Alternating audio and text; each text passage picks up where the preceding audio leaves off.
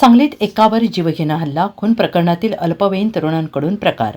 सांगली येथील धामणी रस्त्यावरील खून प्रकरणातील अल्पवयीन संशयितांनी गुरुवारी आणखीन एकावर जीवघेणा हल्ला केला. खून प्रकरणातील संबंधित अल्पवयीन बालसुधारगृहातून नुकताच बाहेर आला होता. हल्ल्यात राजवर्धन सुखदेव कांबळे वय वर्ष 17 राहणार हनुमाननगर हा जखमी झाला आहे. त्याच्यावर शासकीय रुग्णालयात उपचार सुरू आहेत. विश्रामबाग परिसरातील धामणी रस्त्यावर 2 महिन्यांपूर्वी मोबाईल शोधण्यासाठी आलेल्या बाप लेकावर दगडाने हल्ला करण्यात आला. या हल्ल्यात वडिलांचा मृत्यू झाला होता.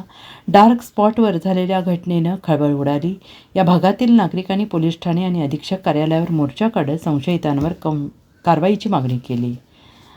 या प्रकरणात संबंधित अल्पवयीनाचा सहभाग होता आणि त्याची बालसुधारगृहात रवानगी करण्यात आली होती. त्याची बुधवारी सुटका झाली. गुरुवारी सकाळी रामनवमीनिमित्त विठ्ठलनगर येथील शाळेच्या परिसरात महाप्रसाद होता. त्यावेळी संशयित त्या ठिकाणी गेला होता. राजवर्धन हाही मित्रांसोबत तेथे गेला होता. त्यावेळी त्यांच्यातील पूर्वीचा वाद उफाळून आला. संशयिताने राजवर्धन याच्यावर चाकूने वार केले. पाठीत वर्मी वार झाल्याने राजवर्धन रक्तबंबाळ झाला. घटनास्थळावरून धावत सुटल्याने त्याचा जीव वाचला आणि त्याला उपचारासाठी शासकीय रुग्णालयात दाखल करण्यात आले. या घटनेची माहिती मिळताच पोलीस निरीक्षक सुधीर भालेराव आणि पथक घटनास्थळी दाखल झाले.